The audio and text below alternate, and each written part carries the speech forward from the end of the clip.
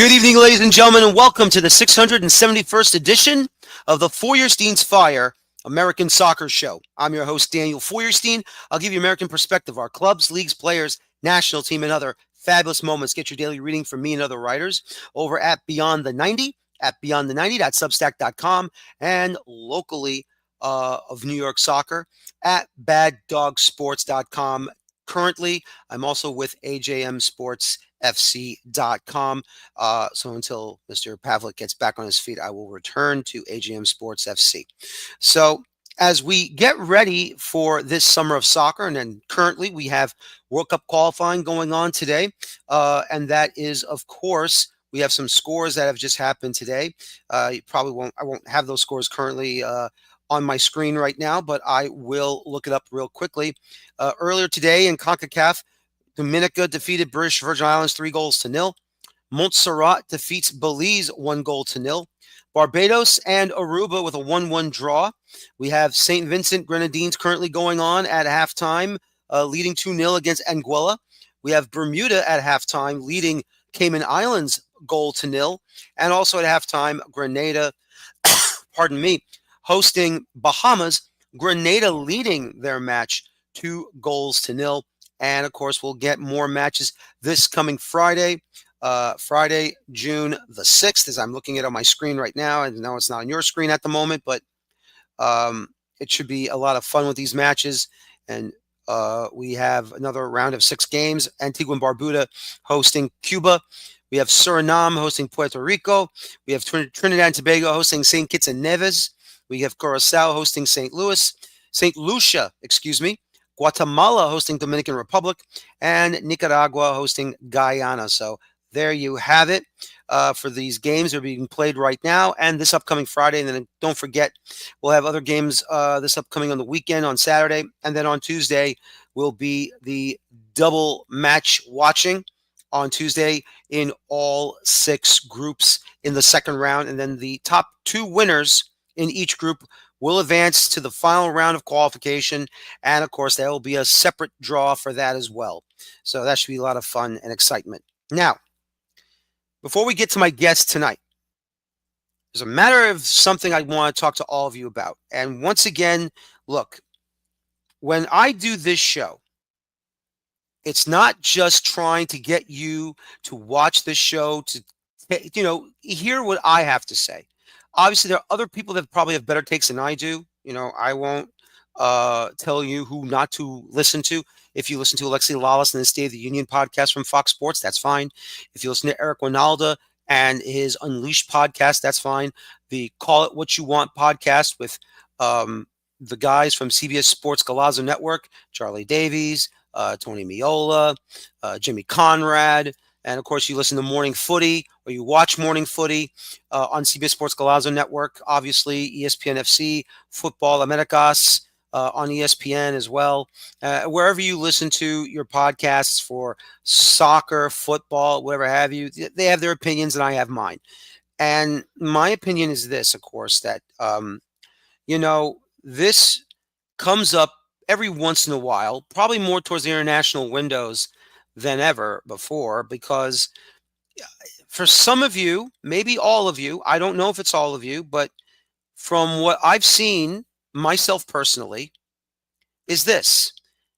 And I get annoyed, very, very annoyed at the fan base, meaning you guys, okay?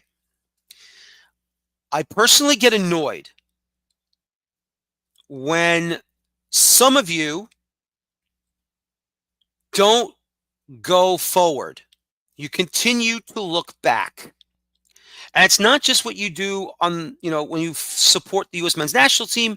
You probably do this too if you support your MLS club, maybe your USL club, whether it's in Championship or League One or League Two, your NISA club, your NPSL club, whatever have you. You seem to you just seem not to let go of the past manager that is no longer on the national team or no longer on your club. You always have to go backwards to make yourselves feel good about these things.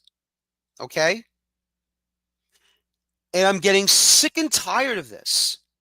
I personally am getting sick and tired of seeing you guys going backwards to feel good that a certain someone, pardon me, is no longer the head coach of the U.S. men's national team. This popped back up. Why?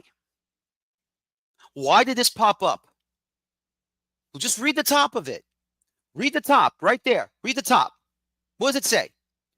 Bringing this back in case you're having a bad day. Why are we bringing this back up? Why? He is not our problem anymore if you are a fan of the U.S. men's national team. He is now the problem of the Chicago Fire.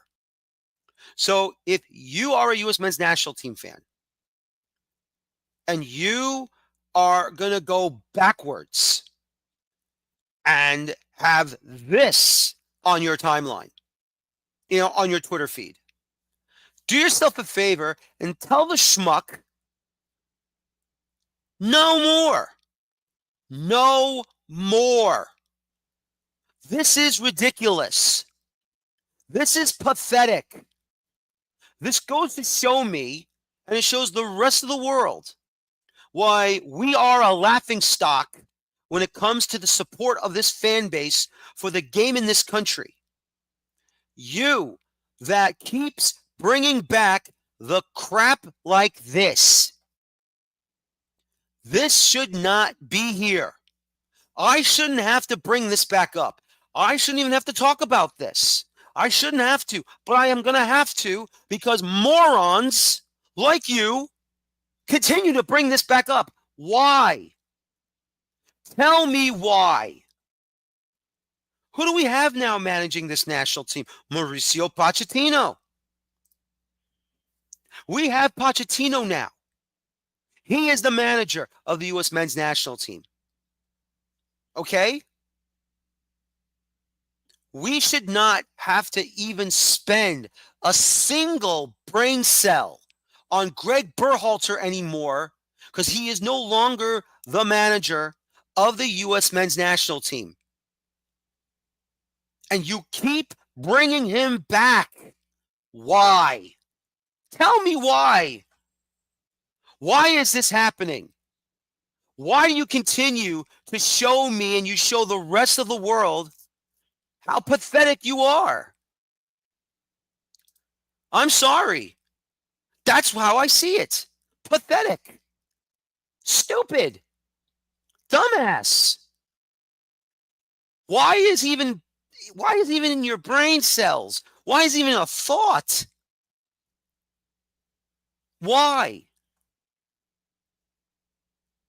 There are bigger issues on this national team right now than Berhalter because he's no longer an issue. He's gone. He's back as a manager in league play. He's on Chicago. He cannot manage outside of MLS. He cannot manage in Europe. It's amazing he even had a job opportunity in Club America in Liga MX. The fans would have rioted halfway through a season, whether it be Apertura or Clausura.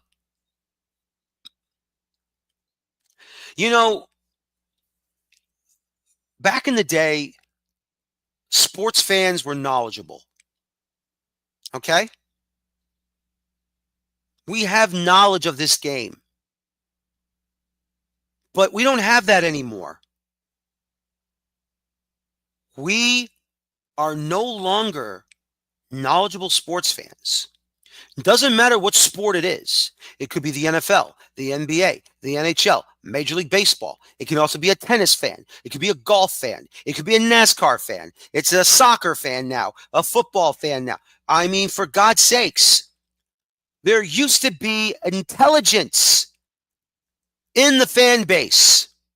And now it's all gone. Gone. Why? Because we need sensationalism? because we need to continue to act like a mental patient just to bring back something to make us feel better about ourselves for the national team we support or the club team that we support of a man who failed us. Forget about him. Oh, well, he was successful against Mexico. Great, wonderful. It's nice to be beating our rivals 24/7. Don't get me wrong, it's great. But when do we win a World Cup?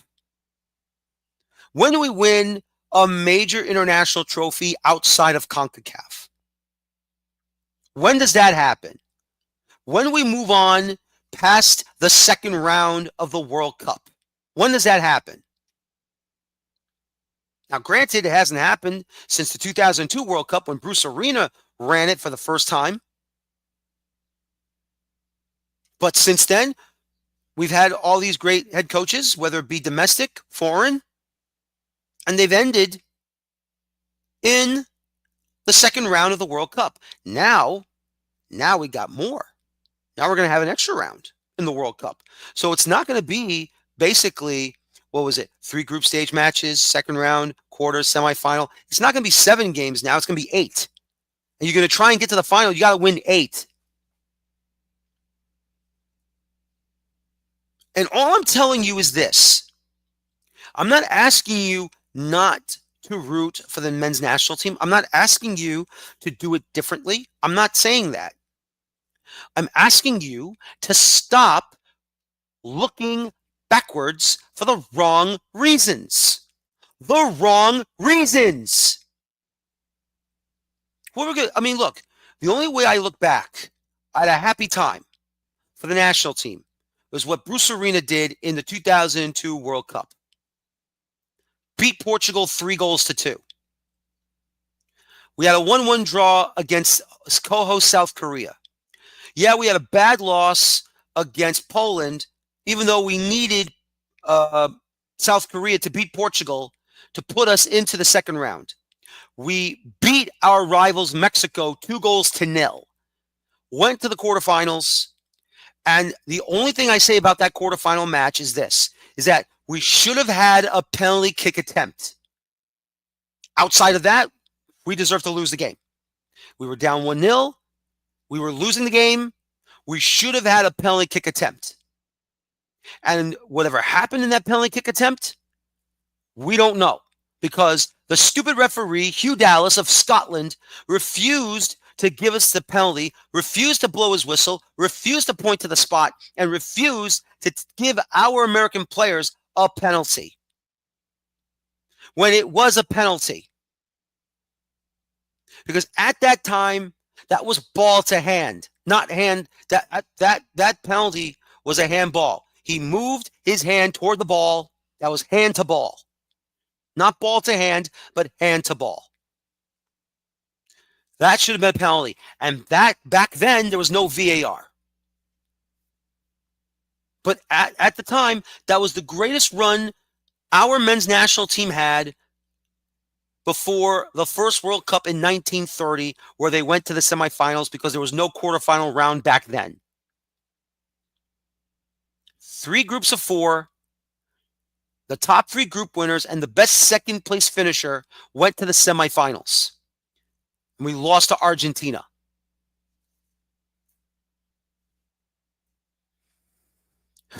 This makes me mad. This makes me angry. This makes me feel like you guys just don't want to understand that this man in Greg Berhalter, yes, he was the worst head coach, the worst American head coach this national team has had in the modern day era. We had Bor Milutinovic, who was good.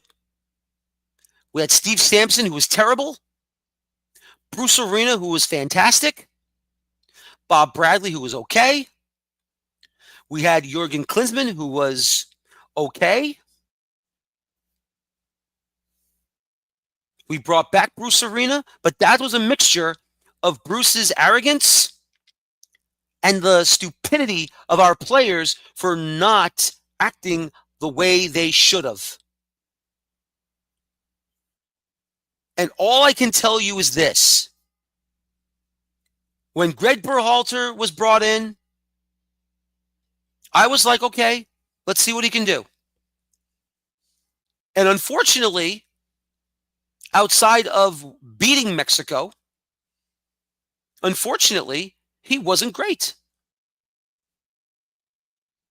Should have beaten the Welsh. It ended 1-1.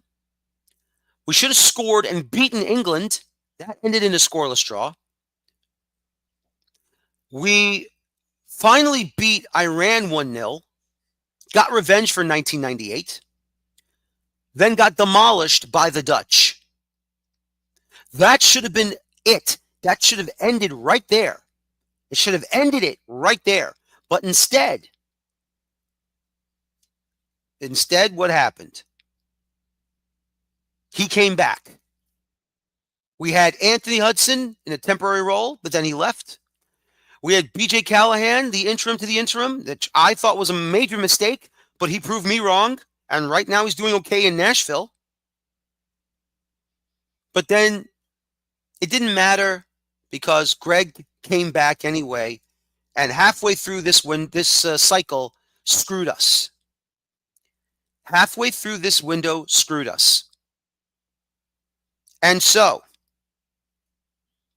unbelievable. Unbelievable what we have seen. Unbelievable what we have seen here. I don't know what to tell you anymore. I don't know how to say it. I don't know what's going on. And all I can say is this. Is that this, my friends, is it's a waste of time. I'll bring it back up one more time. I don't want to do it. There's your stupidity right there. That is your stupidity. Going backwards to make yourselves feel good because of stupid things like this. This man is no longer the U.S. men's national team head coach. You know who should have been our men's national team head coach before Pochettino took over the job? Our man is in Canada right now. Our man is in Canada right now. And he has improved Canada. That's not, that's not my fault. That's not your fault either. That's the fault of U.S. soccer for being stupid. But it's also your fault for being stupid because you keep going backwards to make yourselves feel good for no reason because you want to say, well, Berhalter's not our head coach anymore. No kidding. We've moved forward. So stop being stupid and go forward. Stop going backwards for the wrong reasons. Now, after that, I have a great show for you tonight. Joining me, my good friend from British Columbia, originally from Scotland. Had a tough time down in Mexico, but he's here to talk about it. And that is Mr. Michael McCall from Away from the Numbers. Michael, good evening. It's great to see you. Very happy to see you, even though Sunday night was not a pleasant match. In fact, it was an outright destruction, but for the wrong side. And go ahead, Michael. The floor is yours. I mean, I haven't actually spoken about the game since the game because we couldn't do our podcast this weekend from technical difficulties. So I'll be getting some things off my chest tonight. I've just heard you getting off yours. But I mean, the team that turned up for Whitecaps on Sunday in Mexico City was not a fair reflection of what this team has been and what we've seen from this team this year. And I don't know what happened. I would say Cruz Azul, fantastic performance, did everything they needed to, had the right tactics, the right game plan, were aggressive from the start. They did to the Whitecaps what the Whitecaps have done to other teams in this run, what they've done to other teams in MLS. They didn't allow the Whitecaps to get a foothold on the game. And it was individual errors. Andres Kubis had his worst performance in a Whitecaps jersey. and he's been one of the best players for us for a few years now.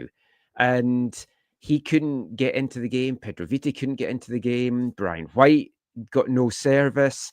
The Whitecaps didn't even have a shot. Never mind a shot on target. Not one single shot.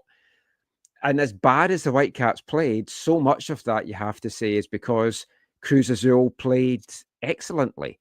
And then even at 2-0, we've seen the Whitecaps come back from 2-goal deficits against LAFC, against RSL. It was always the third goal, the next goal in the game was going to be massive. It went the way of Cruz Azul. And I mean, honestly, 5 was very fortunate. It could and should have been more.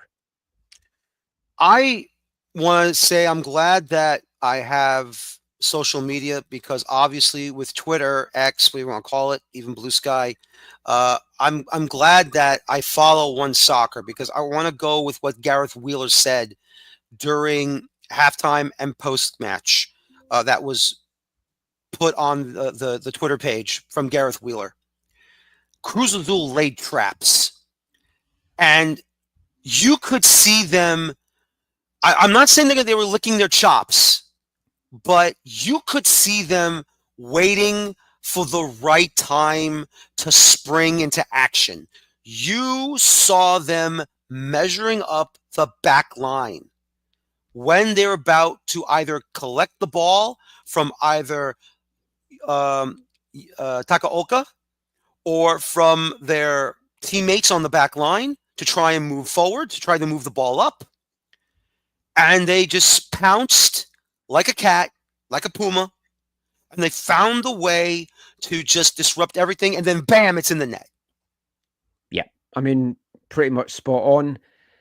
Traps is a great way of describing it. I didn't see Gareth's tweet, obviously, because I wasn't really looking at stuff, and I've tried to not look at too much stuff since the game. I did watch the game back, highlights only. Well, highlights for Cruz Azul, low lights for Whitecaps. But I mean, they laid traps, and the Whitecaps walked right into it. Could you say it was some naivety from the Whitecaps? Yeah. Did they maybe feel, well, we can just go down and do what we've done before?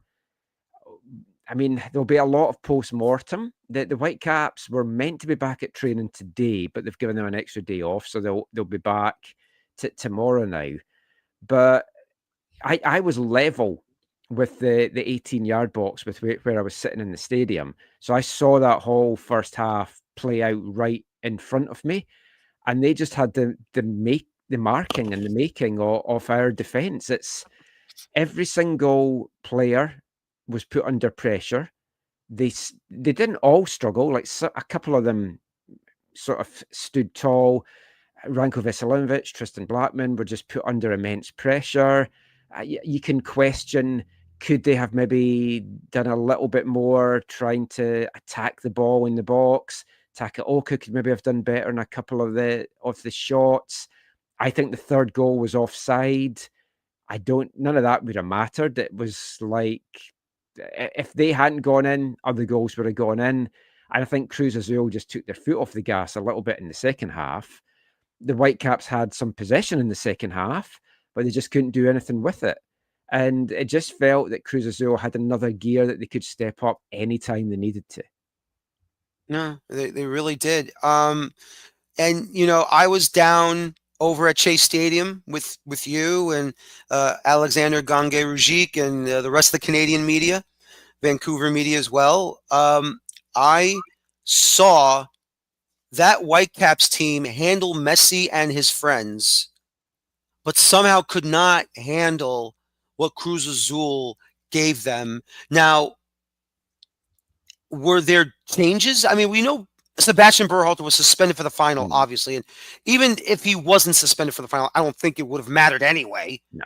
But were there changes to the back line at all? Were there any changes for this final from Sorensen that made you scratch your head? Or are you just thinking... Well, not scratch my head, but I mean, there were changes. So the team that he put out was, if you'd asked Whitecaps fans before the game, I would say 90% of them at least would have gone with that starting 11.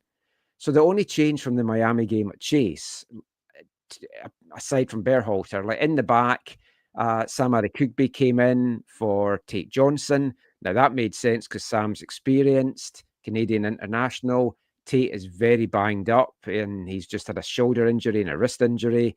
And Sam wasn't the worst defender. It's like he had a decent game out there.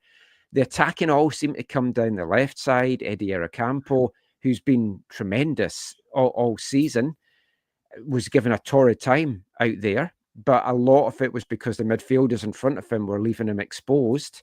I mean, the goals are all a blur just now. I think it was the first one where Acampo gives the ball to Kubis and Kubis just plays him a pass back that he had no chance of getting to, and then they just nip in and get in on goal.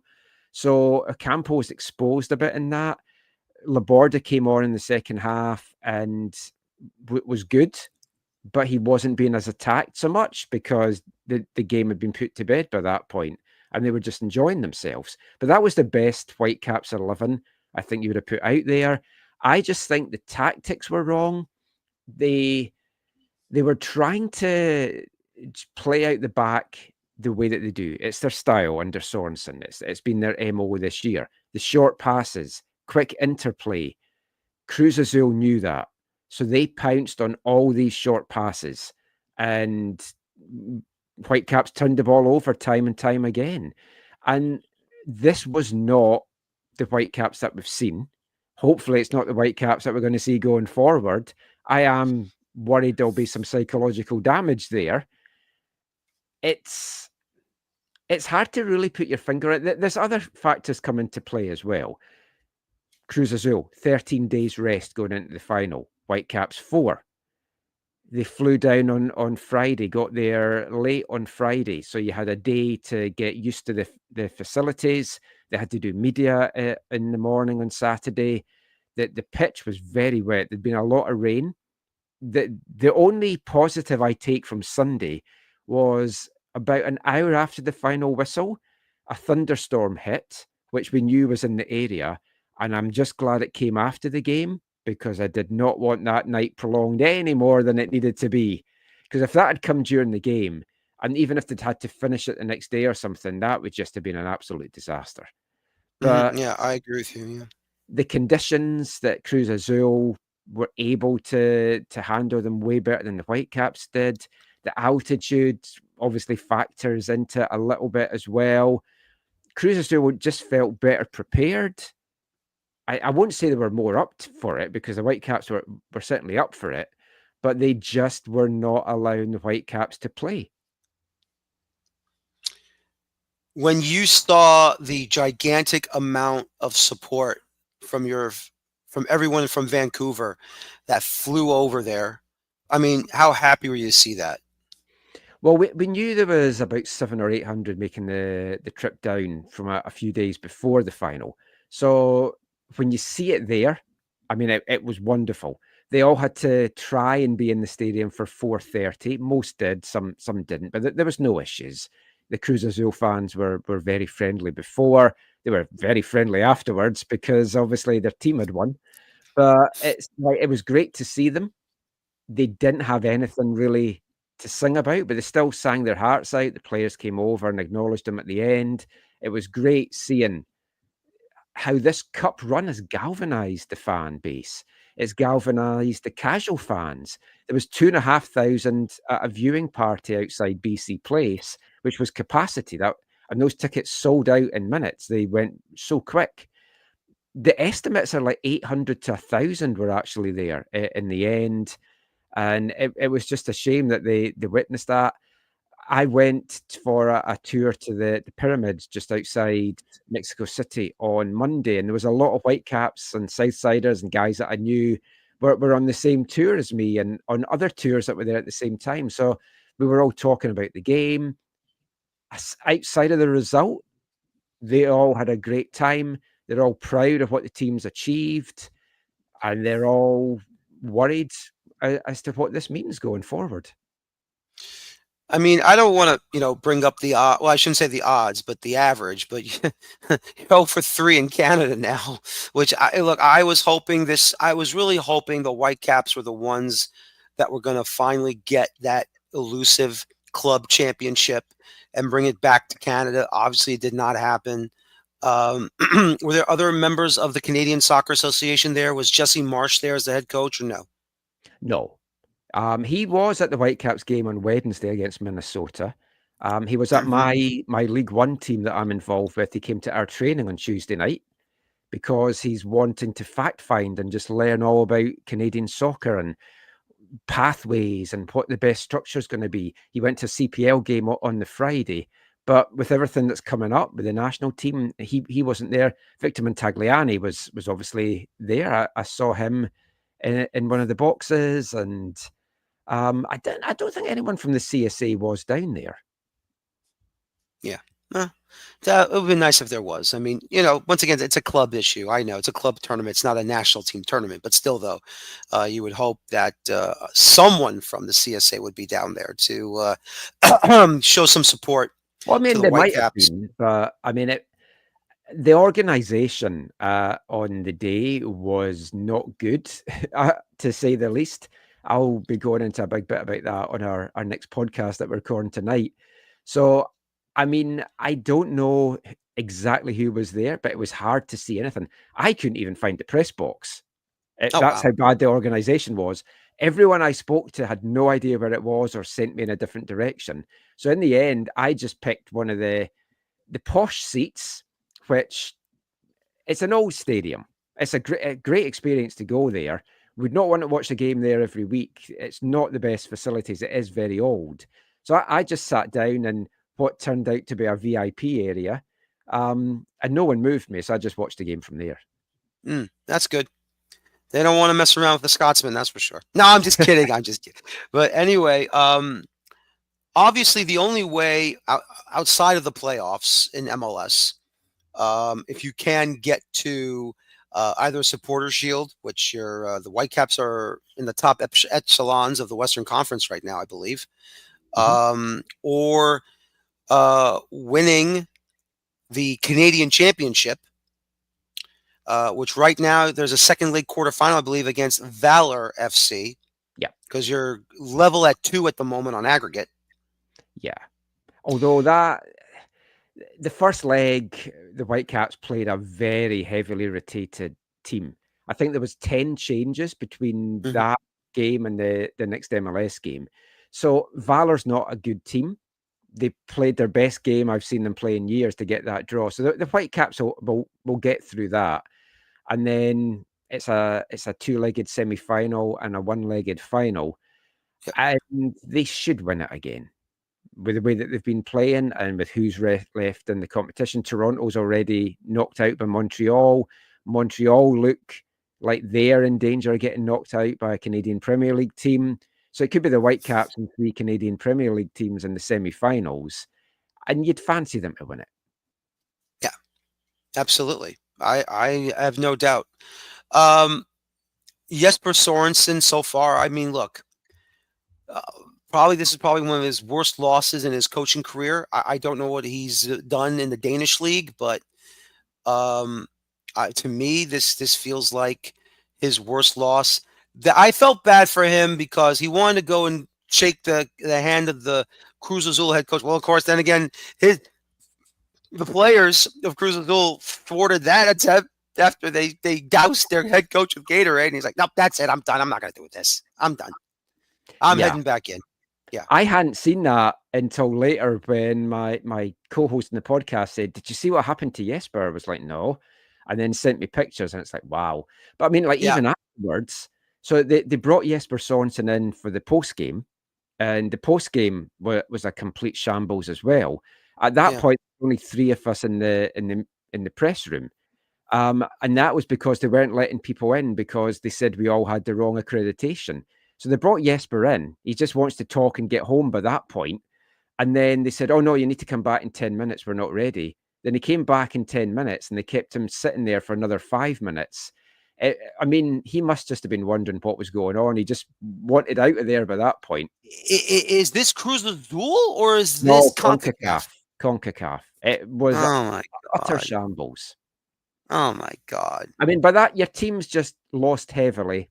You feel embarrassed.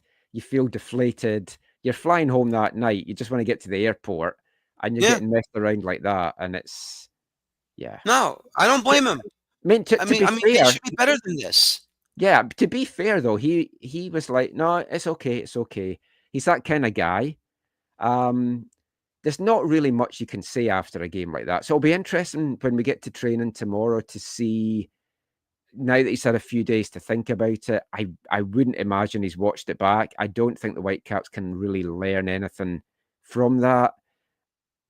They need to have a plan B when the other team are pressing as much as Cruz Azul pressed, because it completely disrupts what they want to do. So they need to have another plan to go to. And I guess Hmm. that's now what they need to work on. And big game coming up on Sunday. Whitecaps are, I mean, this might sound doom and gloom, and it is because of the game, but it shouldn't take away from a great cup run.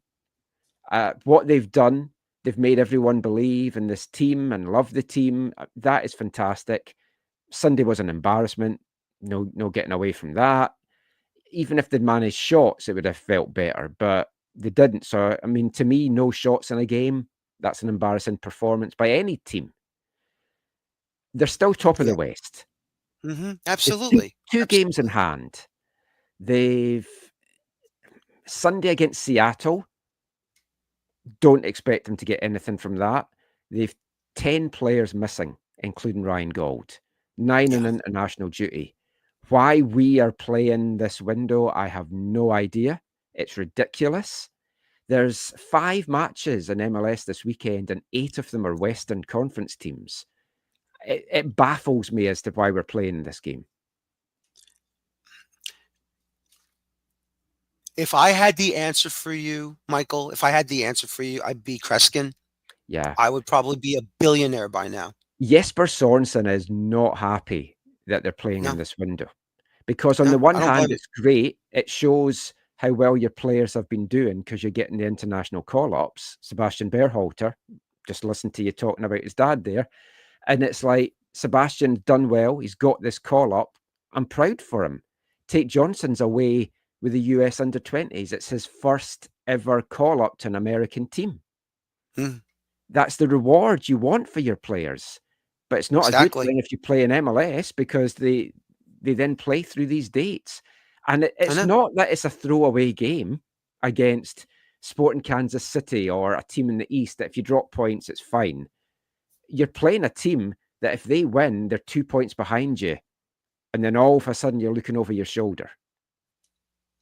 I know. This is what MLS does. They don't. They continue to disrespect the international calendar. They continue to disrespect certain aspects of the game. They continue to act like their remains don't stink. Mm. Will not swear. But I that's know what it is. I've done well not to swear in this show. I'm saving all my swear words for my show.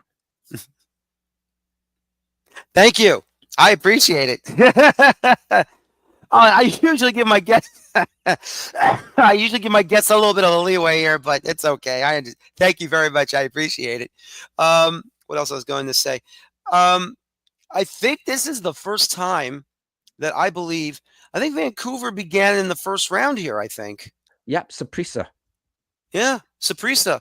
I think this is the first time I've seen a club go from the first round all the way through to the final. I believe. I could be wrong. From MLS, I'm saying. Mm-hmm. I could be wrong, though. I could be wrong. If I'm wrong, I admit it. But Yeah, I'm not sure about that. I'd be yeah, interesting to find out though. yeah.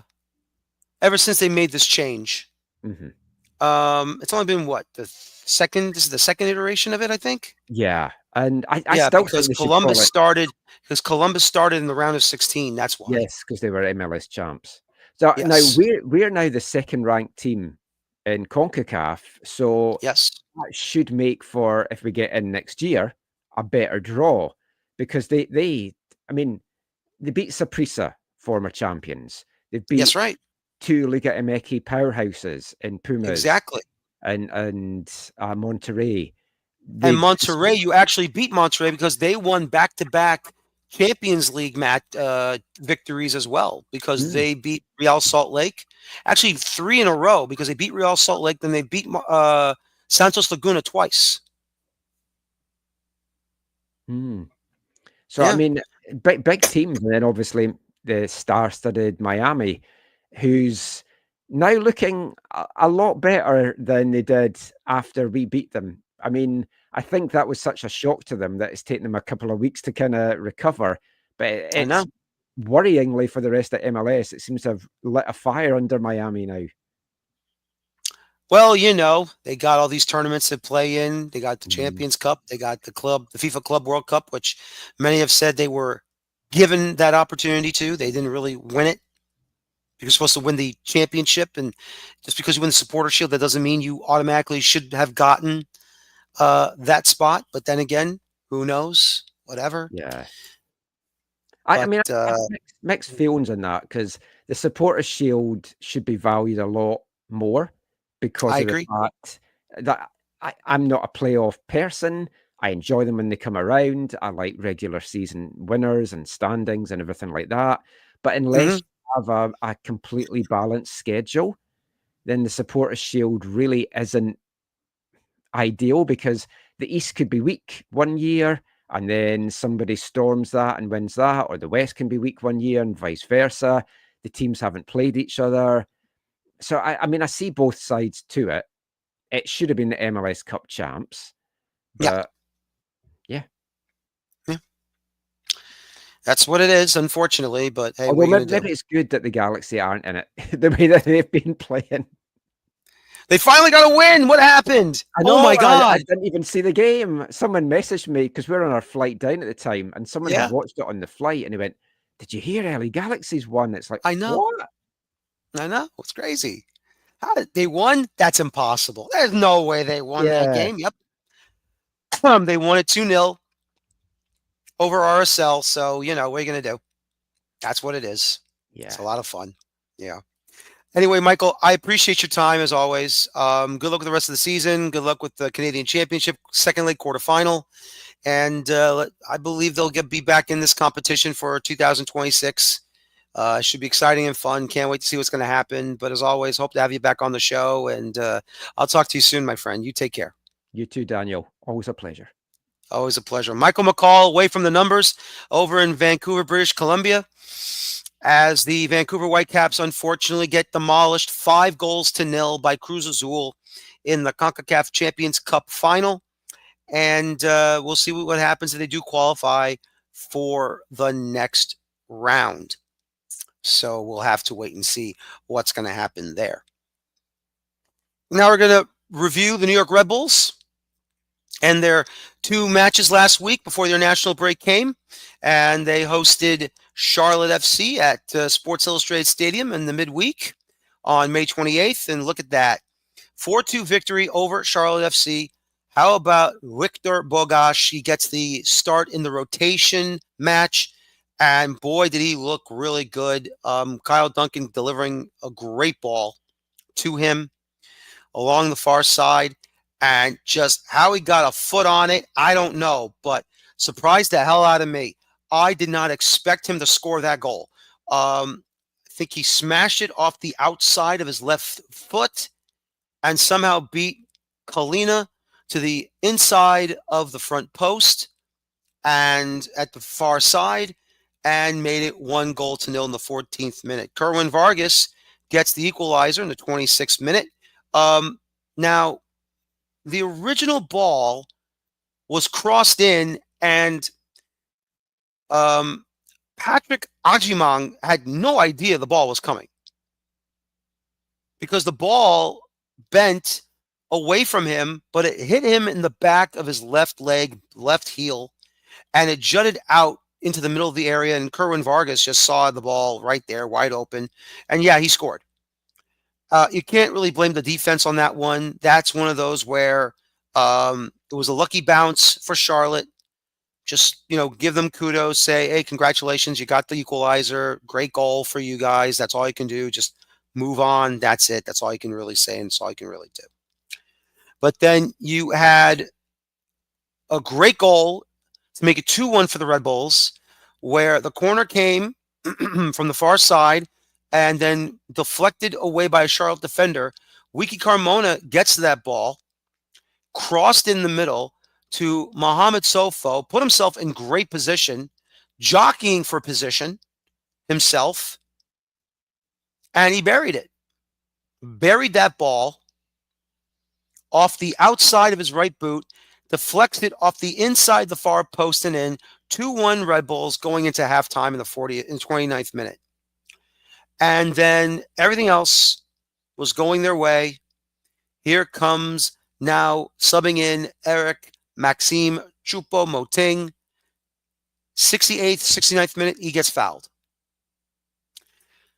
Free kick awarded to the Red Bulls, but then all of a sudden VAR is on the call. Where was the foul? Because he was fouled, and the yellow card did come for Andrew Privet. And on replay, Choupo-Moting inside the area, got fouled. VAR called over Drew Fisher to the monitor and informed him it's a foul inside the area. It's a penalty. Change it to a penalty, which he announced it and did so. Choupo-Moting converted the penalty to make it 3-1.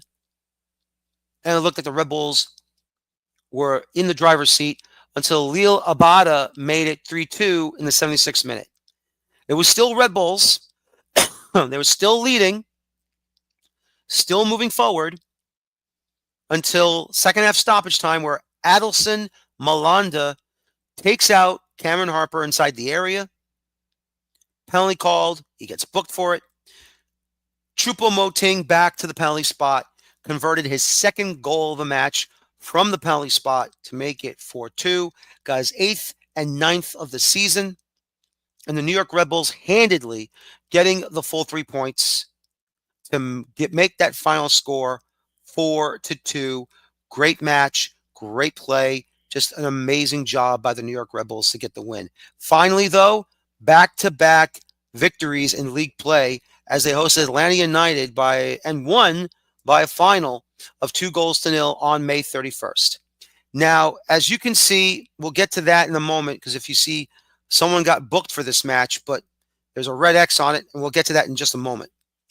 Cameron Harper took advantage of a very poorly crossed ball by Miguel Almiron. Him? A poorly crossed ball? A Paraguayan international and a world-class player makes a bad cross like that?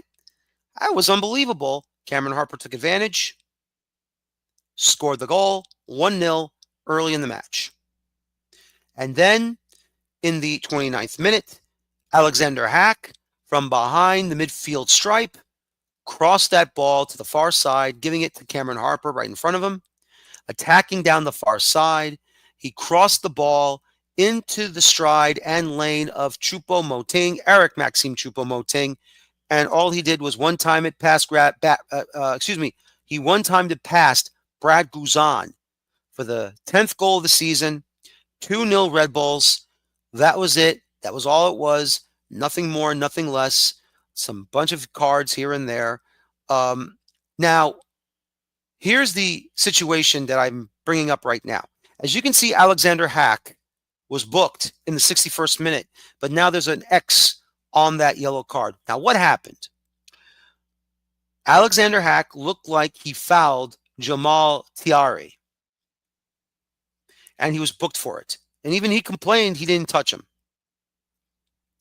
Well, apparently the disciplinary committee, or DISCO, got a look at that yellow card situation. And apparently we found out from the president of the New York Red Bulls Communications Department, in Andrew Bazzano, that DISCO, disciplinary committee, has rescinded Alexander Hack's yellow card booking.